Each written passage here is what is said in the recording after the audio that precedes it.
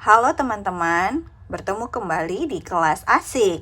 Jadi hari ini kita akan belajar tentang faktor bilangan dan faktor persekutuan. Pertama kita pahami dulu ya apa arti faktor bilangan itu teman-teman. Jadi faktor bilangan itu adalah semua bilangan yang dapat membagi habis suatu bilangan.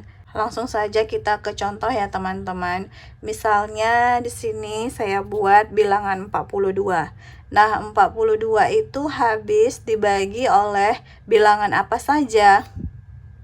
Maaf ya teman-teman, bilangan berapa saja maksudnya? Kalau 42 itu kita bagi dengan 1, habis tidak? Iya, tetap 42 ya teman-teman hasilnya. Kemudian kalau 42 dibagi 2, habiskah? Iya, habis teman-teman. Hasilnya 21. Kemudian 42 dibagi 3, bisa? Iya, bisa ya teman-teman. Kalau 42 dibagi 3, itu hasilnya 14. Kemudian 42 dibagi 4, habiskah? Tidak ya teman-teman, tidak bisa. Kalau dia hasil baginya itu bersisa, itu tidak bisa ya teman-teman. Jadi hasil pembagian harus pas. Kemudian 42 dibagi 5, tidak bisa juga. 42 dibagi 6 bisa ya teman-teman. Itu hasilnya 7. 42 dibagi 8 tidak bisa. 42 bagi 9 juga tidak bisa. Jadi bisa kita lihat faktor bilangannya itu ada di kotak ini ya teman-teman, dengan hasil yang telah kita bagi. Berarti bisa kita tuliskan bahwa faktor bilangan dari 42 adalah 1, 2, 3, 6, 7, maaf ya teman-teman, kemari 6, 7, 14, 21, dan 40, dan 42.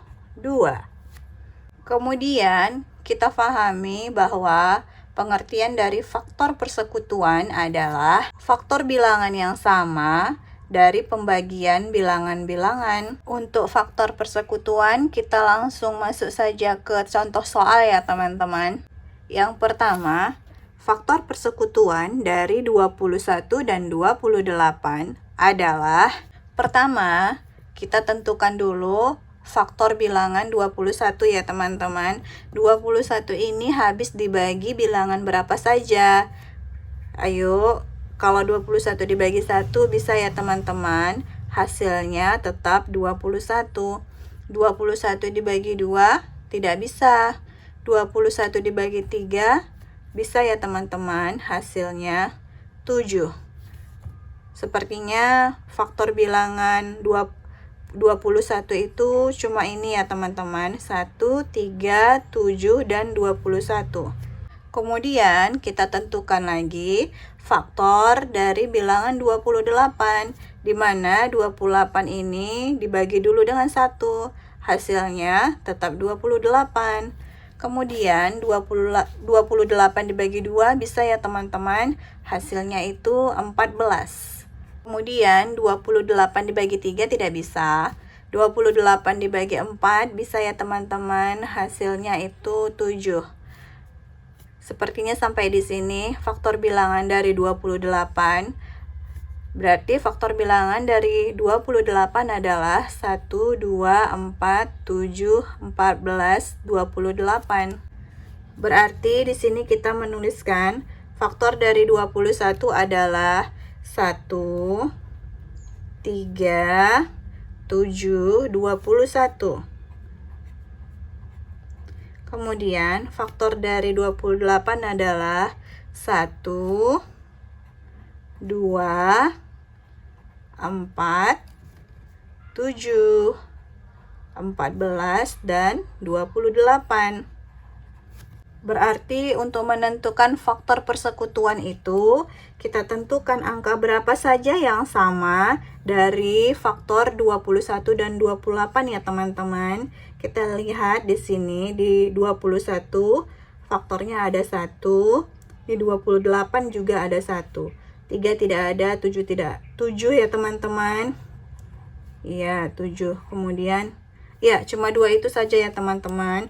Berarti bisa kita tuliskan bahwa faktor persekutuan dari 21 dan 28 adalah, kita tuliskan ya teman-teman bilangan yang sama antara kedua bilangan tersebut, yaitu 1 dan 7.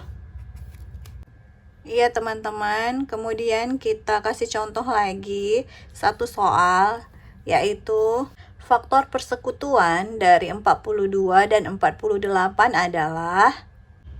Jadi yang pertama kita tentukan dulu faktor bilangan dari 42, di mana 42 itu dibagi 1 bisa ya teman-teman, hasilnya tetap 42. Kemudian jika dibagi 2 itu hasilnya 21.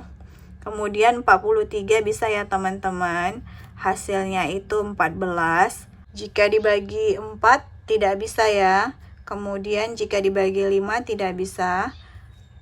Kemudian 42 dibagi 6 bisa, hasilnya itu 7.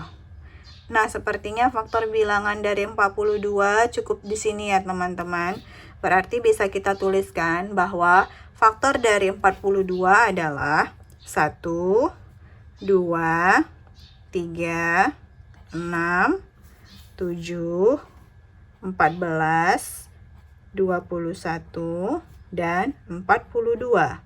Kemudian kita tentukan dari faktor bilangan 48, yaitu 48 dibagi 1, hasilnya 48, dibagi 2, itu hasilnya 24, kemudian 48 dibagi 3, hasilnya 16 ya teman-teman. Kemudian 48 dibagi 4 bisa ya teman-teman, hasilnya itu 12.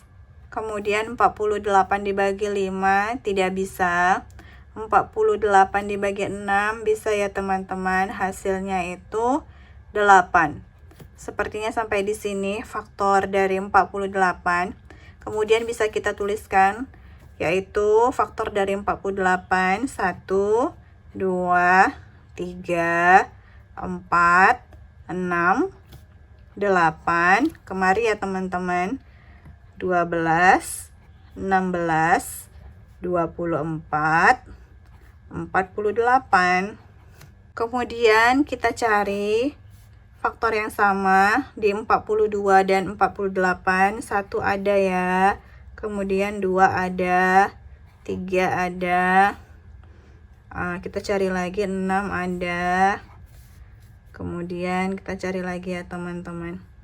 Ya udah ya teman-teman, jadi 1, 2, 3, dan 6. Kemudian bisa kita tuliskan bahwa faktor persekutuan dari 42 dan 48 adalah 1, 2, 3, dan 6. Semoga bisa mudah difahami ya teman-teman. Dan semoga bermanfaat. Sampai jumpa di vlog selanjutnya. Jangan lupa like dan subscribe. Terima kasih.